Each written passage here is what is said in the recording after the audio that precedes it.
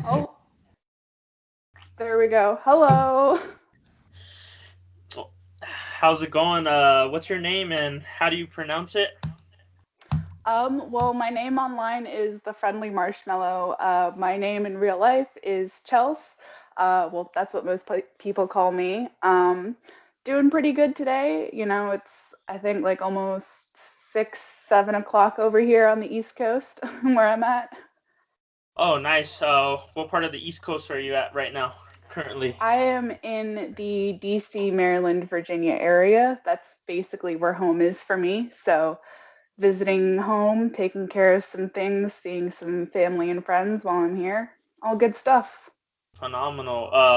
So you grew up there, or where did you grow up? Yes. Okay, So the DC, Maryland, Virginia area is definitely home for me, so to speak. That's where I primarily grew up. And then I recently moved to Colorado as of the end of August of 2020. perfect. And then, do you have any social media that you wanted to talk about, where So some anybody can my follow you? Yeah, so my main social media that I use would be my Instagram, and you can find me at the underscore friendly underscore marsh underscore mellow underscore, I think. It's fairly long, but it's also pretty memorable. Right. You don't have a TikTok or anything like that? I actually don't. So, Wow. which is really surprising to most people when I say that I don't have a TikTok. But my parents actually did for a little while, which I thought was funny. Oh, But nice. no, I don't have a TikTok. I've been told that I should. Yeah, I really think you should with everything you got going on right now, and that's why I wanted to interview you with all the phenomenal stuff that you're doing. And if you want, we can dive into whatever you're doing right now. There's so much stuff that you're doing. So Heck whatever yeah. project you want to talk about right now, we can start. So my upcoming project that I have once I arrive back in Colorado is I'm doing a short series where I'm testing out a whole bunch of different glass cleaners because a lot of the content I post on my Instagram is 420 related. So there's that, and then there's a collaboration project with two other 420 creators. Uh, which we're probably going to have that be a Reels video on Instagram, but I'm really excited for that. It's going to be a great collaborative effort. And then as far as the series, I am taking, feedback for that, any suggestions towards it. I'm definitely open to. How long have you been doing the series again? It's actually launching hopefully soon after I get back to Colorado. I Oh, okay. haven't started filming for it yet, but by the time I get back, I know that I'll definitely have some pieces that need to be cleaned. So we're gonna hopefully start that up pretty much right when I get back. Okay, awesome. And what inspired you to do that? So I actually used to do social media when I was younger, way back when. And so I think, just being bored during the pandemic, it gave me something to do, and it definitely, got feedback and traction, so to speak. So I just kind of went with it. And honestly, I really just post kind of things that I like posting. Other people seem to like it, so that's pretty cool. Absolutely. A lot of people would like what you're doing. What was I going to say? Did you learn anything else during the pandemic while you had all that free time? um, I learned the importance of putting myself first and self care and, taking care of your mental health. I think that's something that is definitely overlooked by a lot of people. We have this kind of work ethic where, burning yourself out is such commonplace and almost like a badge of honor to wear. And I've done that before. I used to work in healthcare and worked in a hospital, and I definitely worked myself to the point of burnout. And, I remember posting and almost bragging about working more than 72 hours in Oh my one work gosh. week.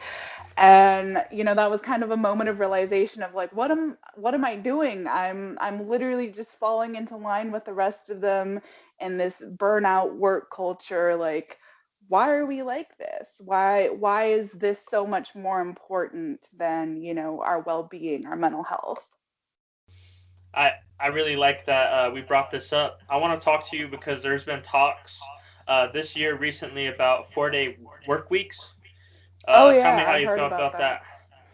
I am 100% for that. I think that it's important because honestly, with the way that we have our work week set up now, we incentivize free time. We work so much that, getting that 2-day weekend is an incentive. Like, you should be allowed to have more time with your family, your friends, to take care of yourself, to take care of the people you care about. And I honestly think that having a 4-day work week would definitely help kind of push towards that and emphasize that importance. I agree because there's other activities like, for example, if you want to move up in your organization, you want to take time to study or take a couple college courses, and it's kind of hard when you're focused on work 5 days a week and then also extra projects for work. Oh yeah. And I know that people like my parents, they work on weekends, just even with their regular work job, they're working on weekends. And it's that constant corporate strain of you have to do this, you have to do that in order to be successful and be prosperous. But what about taking care of your employees? What about taking care of the people that are doing the push work for you, kind of thing? Absolutely. I believe if you do what you just said, there'll be more productivity in the workplace. Yeah, we're not, and with the way that we have things set up now, we're not incentivizing productivity. We're incentivizing a burnout culture Right. where, people are so hell bent on working at least this many hours a week in order to get stuff done. But how productive are you actually being if half the time you're feeling resentful towards whoever or whatever because you're having to work such grueling hours and not have time for yourself or your family or friends or things that are important to you? Right. And I think what sucks too as well is sometimes people have to work those hours to make rent in whatever city that they're living. For Um, sure. so I want to ask more about that. I don't want to get into politics, but there was a proposal of a $15 an hour minimum wage for the country that actually didn't go through. So, what do you think about wages right now and where they're at? I think that everyone should, whether you're working an entry level job or not, I think everyone should be making at least a living wage, considering that the majority of people aged 20 to their mid 30s are working what would be considered an entry level job, whether it's fast food or customer service or something along those lines. There's a vast majority of people my age and older who were working these types of jobs or even multiple jobs because they're just trying to make ends meet. And I remember, when I was living on my own out here in the DMV area, how I worked 3 jobs at one point, again, going back to that burnout culture, Oof. um, just to make ends meet for my rent. Granted, one of them was like a freelance kind of job, but still working 3 jobs to make ends meet so that I could live comfortably. It's all a part of that burnout culture. And in my personal belief, I think everyone should make a living wage so that you don't have to worry about, oh my gosh, my schedule collides with my other job, or worrying about all of that. So, what's your quick solution to that without getting too deep into it? I'd say again, like just having a living wage. I mean, right now in America, there is the minimum wage with what it's set at. I know in Virginia it's like 7.25 or something like that. Nowhere in America is the minimum wage a living wage. Like nowhere can you live off of minimum wage in any state. Do you know right off the top of your head what it is in New York? Because I know it's pretty expensive to live. I do not know off the top of my head what like price cost of living in New York is. I definitely know that it's fairly expensive. I do have family in New York. It's kind of, I guess, almost comparable to trying to live in DC area almost, I hear. Yeah, because I currently live in Colorado right now, and the minimum wage currently is $12 an hour and 14.77. I may be wrong on that for the city of Denver, Mm, yeah. but that's not enough to cover even rent. Yeah, I mean, there's a lot of like DC, I believe, has a 15 minimum wage, but their housing and property over there is pretty pricey, even for some of the like lower end, cheaper places. It's still a pretty hefty price. I remember I was living in Reston for a little while, like Reston, Virginia, and one of the studio apartments I lived in was like 1,500 a month, and that's just like for rent. That's not including your utilities or anything else. Yeah, so I think that's kind of a issue too. Is that whole $15 an hour for the country? I mean, in Colorado, you can afford all of the necessities with the $15 an hour, 40-hour a week wage. Yeah, yeah. I think honestly, having a living wage, there's also a lot of, people stress over finances. There are definitely people who get anxiety over, their financial situation or wondering if they're going to even be able to make it to that next paycheck or so on and so forth. And so it's definitely, a struggle. I watched my mom struggle with finances for a little while when I was younger. And we were on food stamps and, she had SSDI towards the end. And so I definitely understand like the necessity of having a living wage. Absolutely, I agree with you, and I hope one day soon there's a solution for everybody. For sure. So now that we talked a little bit about financial stress, we can get into the about the issues we wanted to talk about more with having stress and other emotions like that. Yeah, for sure.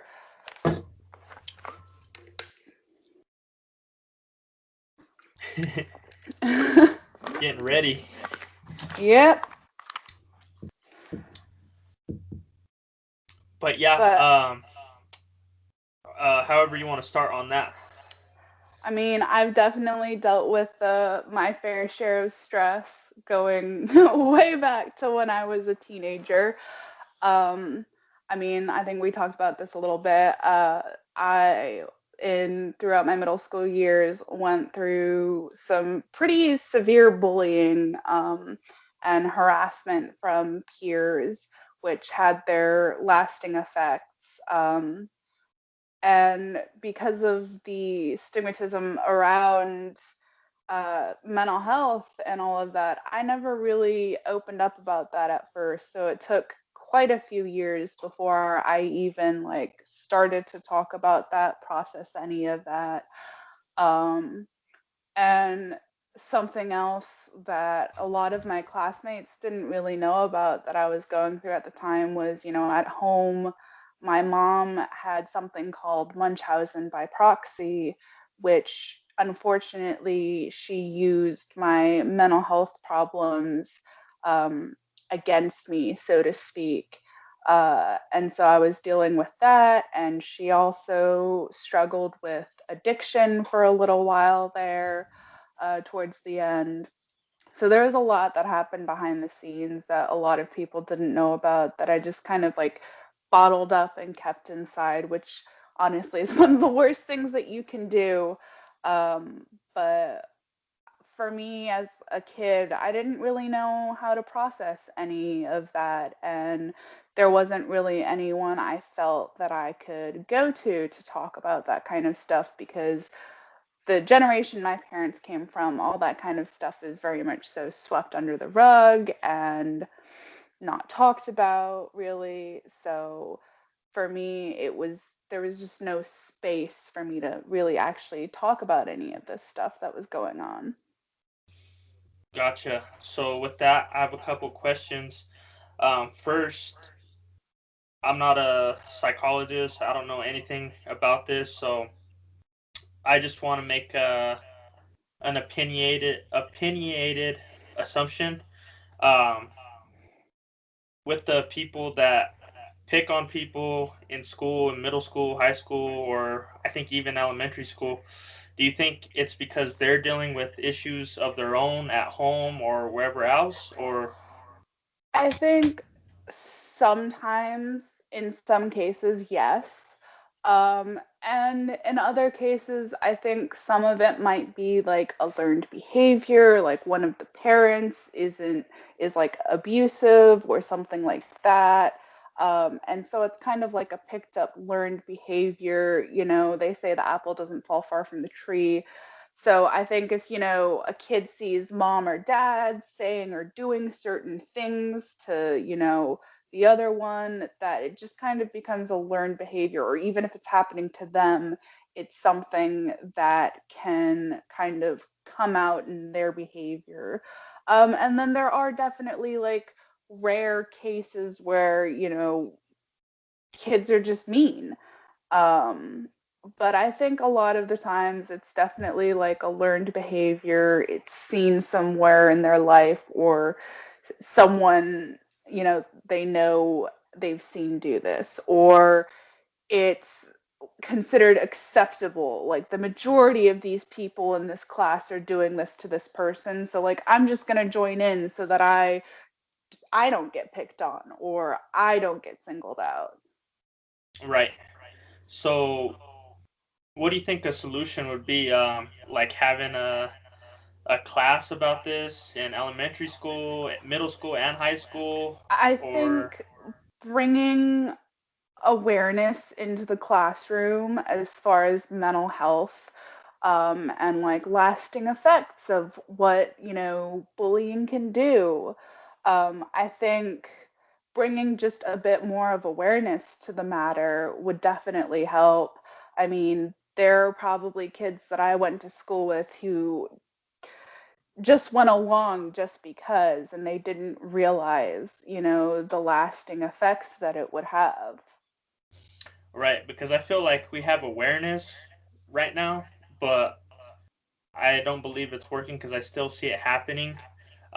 Because For there's sure. stop bullying and then there's programs, but I don't think it's enough. So that's why I said maybe like an actual class, like how we have math Yeah, class, something like no, an I think, well, and I think a part of health class should be addressing, mental health, because mental health is still part of health. It's just something that's not as visible.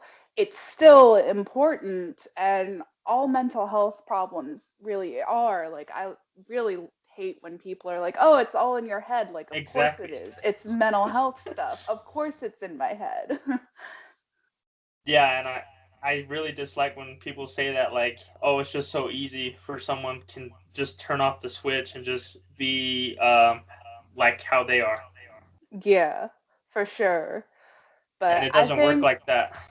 I think integrating, mental health awareness and like they definitely already talk about like eating disorders and depression and anxiety, but like what that's just scratching the surface of what mental health is. There's so much more to it.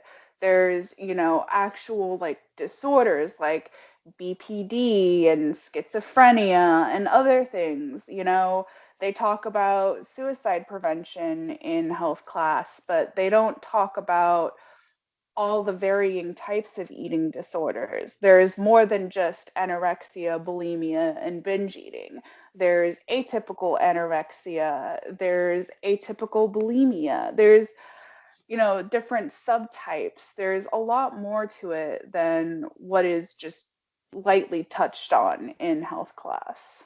Right, and there's even like stuff.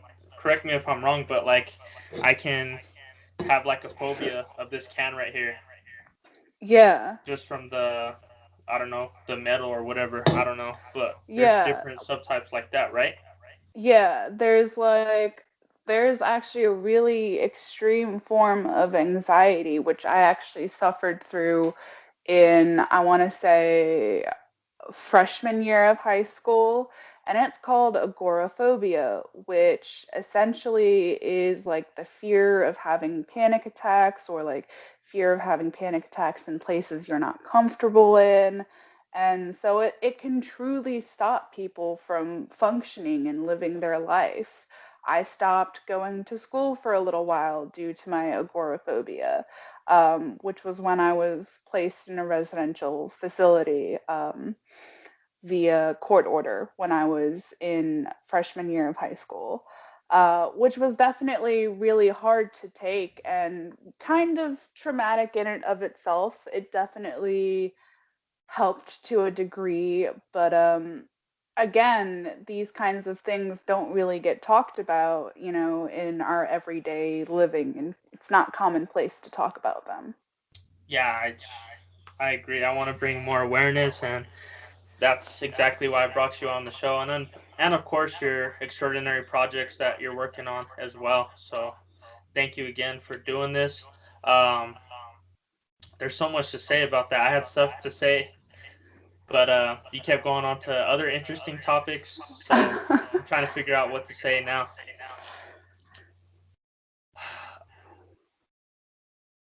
Oh, that's what I was gonna say. So an example of that too is I had a anxiety attack a while back, and I thought it was like me having a heart attack or something, but I didn't know it was a anxiety attack. So Yeah, there's no one ever really talks about that. They talk about what anxiety is, but as far as the like somatic kind of side of things, no one ever talks about like what does it do to your body, like what physically happens to your body when you're in these kinds of states. They'll talk about how anxiety and depression are things that exist, but they don't talk about how they affect your functioning and your executive functioning.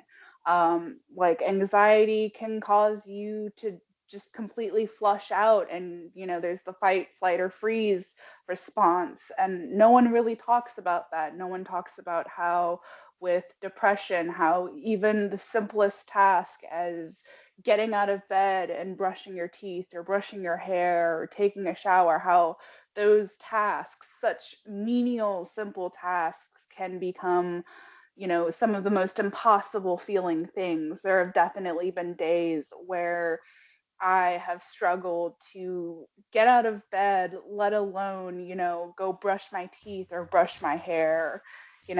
Self care definitely really can fall through the cracks on that kind of stuff.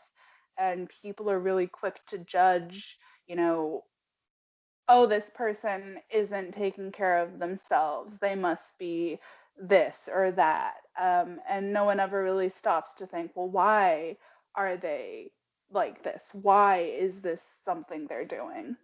exactly. Yeah, you look like how like all the stuff that you talked about so far. I wouldn't guess that you went through that stuff. So I want to ask, what helped you um, be on your new journey right now?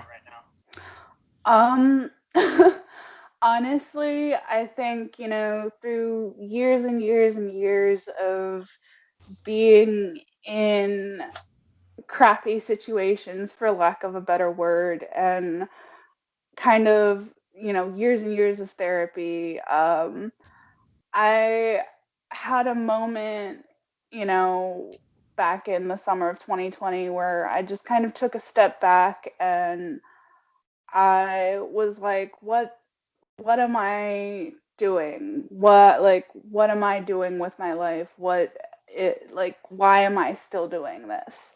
And I had a friend in Colorado who made me an offer to stay there, I and this is definitely the more impulsive side of me. I was like, sure, let's do let's do this.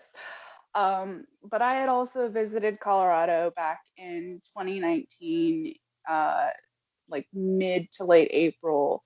Um, and I had fallen in love with Colorado, and it was a place that I knew I wanted to be.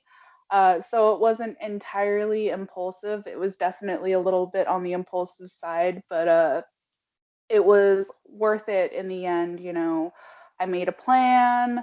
I talked with my parents about it. I talked with the person that I was going to be living with, and we planned it out and worked it out so that I could make it out there. And my boyfriend at the time definitely was not thrilled, but the living situation that I was in was definitely not good for my mental health, and I was allowing my mental health to kind of just slip through the cracks.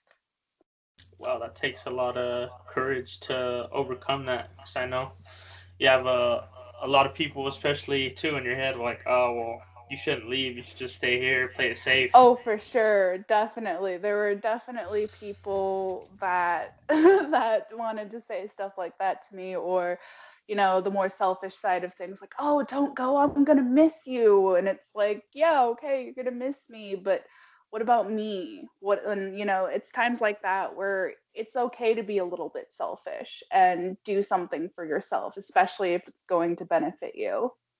Right. So, what about for the people who can't afford counseling? What advice do you have for them? Um, Definitely, like, find yourself a support group, whether it's, friends, family, just people that you can trust and talk to. And as far as being able to find, affordable mental health care, usually there are state services available. Granted, I've had to try and deal with them myself. So, granted, I understand that they're not the most accessible, which sucks. That a lot of the services that are out there are not easily accessible or readily available to people. Um, but definitely having that like support group of people you can go to.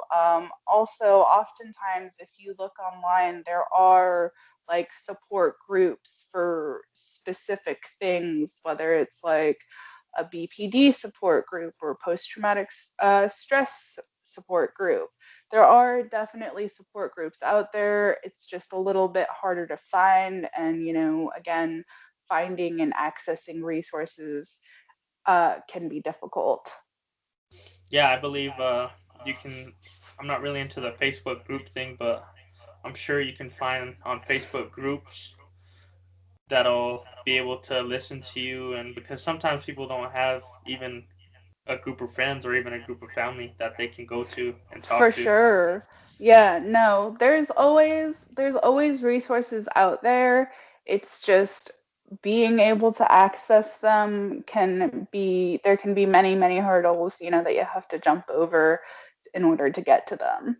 Right. I mean, look at you. You jumped through hurdles. You overcame some obstacles. You overcame some doubters, and you just did it for yourself. Like you said, being a little selfish and all about that self care. For real. I mean, and there's definitely people out there who will try and tear you down for, being selfish and telling you, oh, you're being selfish. And you know what? If it's going to benefit you, if you're trying to do the right thing for yourself, it's okay to be selfish. and it doesn't matter what other people think in regards to you being selfish, because as long as you're working on trying to better yourself, that's really the most important thing. Is And that's something I've learned through the years, is I have to put myself before anyone else, because no one else is going to do that for you. Right. Exactly. Um, so some things that helped me, and I want to know your thoughts on it. With some of the issues that I dealt with was exercising for a certain For amount of time. sure. Yeah. How do you feel about Definitely that? can. I mean, depending on the situation, it can definitely help. Exercising can release endorphins and dopamine and all the other good, chemicals for your brain. It definitely can help. It can help boost confidence.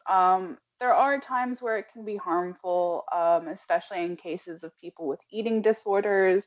That's not necessarily something you want to heavily encourage, because depending on the eating disorder, it may worsen the situation.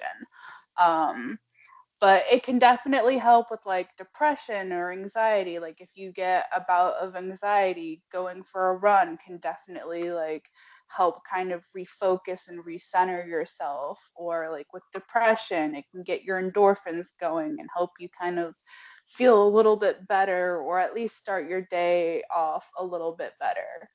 Yeah, see, that's what I was dealing with a while back, like I was saying earlier with the anxiety attack. So that's what helped me. But I know, like you said, there's so many different.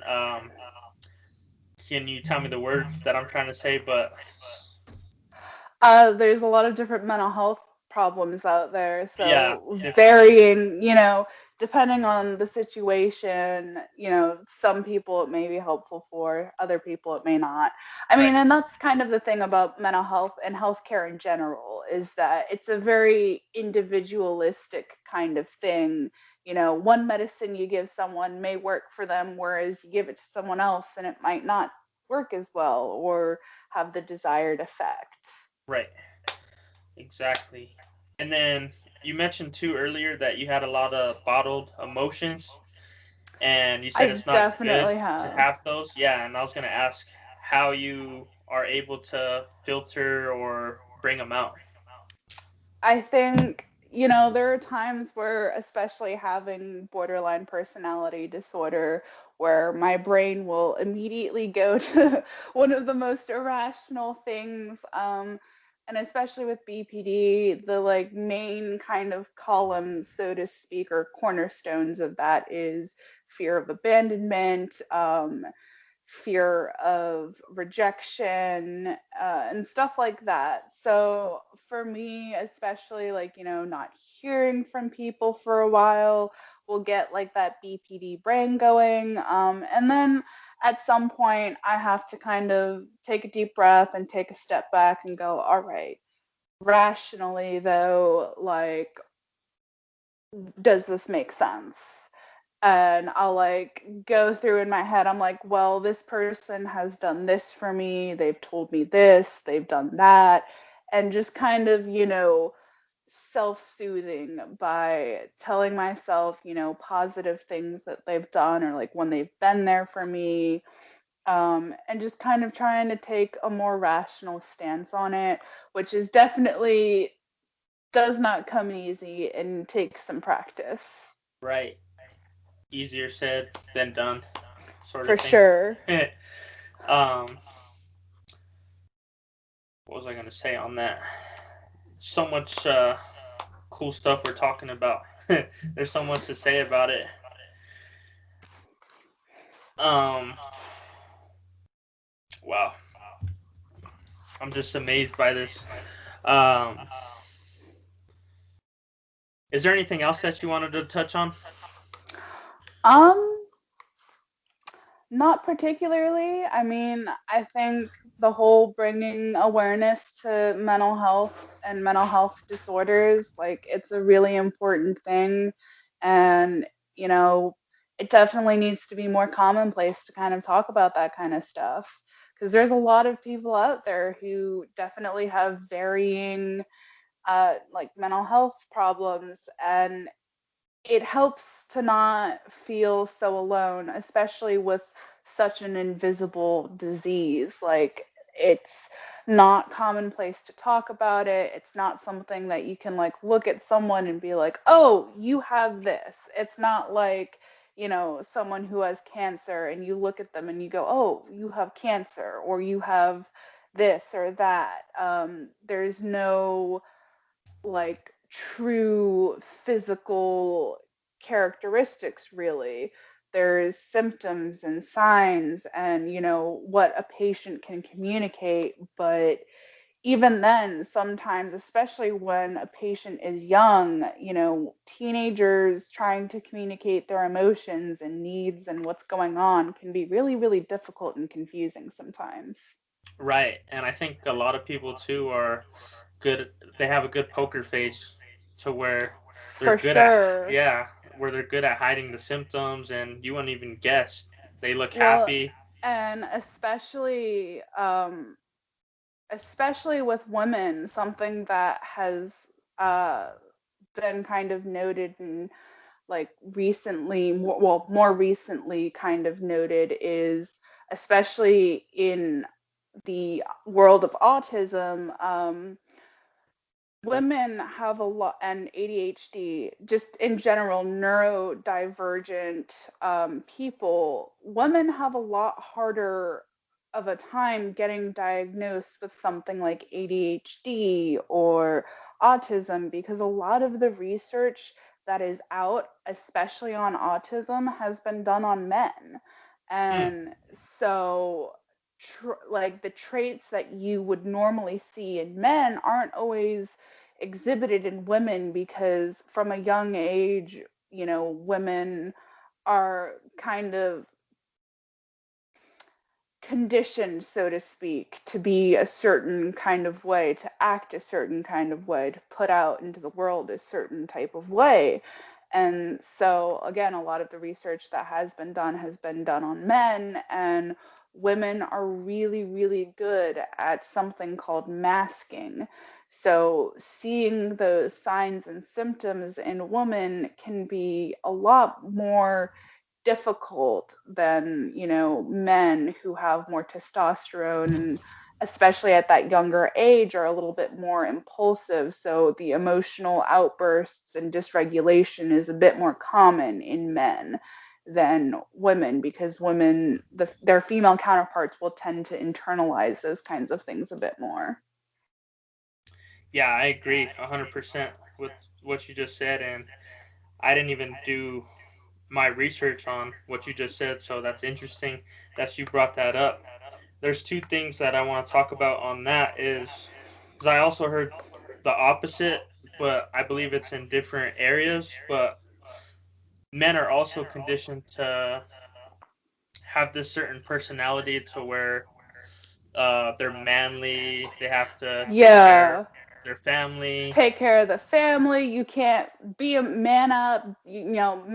Boys don't cry, or like, oh, if Exactly. you're gonna keep crying, I'll give you something to cry about. And I always say that I'm very much so a feminist in the manner of, women and men should be treated equally, whether it's in the work world or just psychiatry and like mental health. A lot of times you do have men who will suppress and bottle things up and not talk about things, and are men are supposed to be manly, they're not allowed to be vulnerable type thing. Um so oh, You might accidentally touch the video button. no, I got a call coming in. It's Oh, okay. fine. But yeah, men are, conditioned to not be vulnerable or open. And so, because of that, they don't get that space to really talk about things that happen with them. Right. And also too, with what you said, I've noticed from experience too, where in a relationship that I had where she seemed extremely happy, but she didn't have a good way of communicating what we were going through at that time, some issues. So I thought everything was fine, but she was just hiding her emotions good. So Yeah. later on, it fell down the hill because we didn't communicate effectively, and emotions were being masked and hidden. So that made sense what you just said. Yeah, for sure.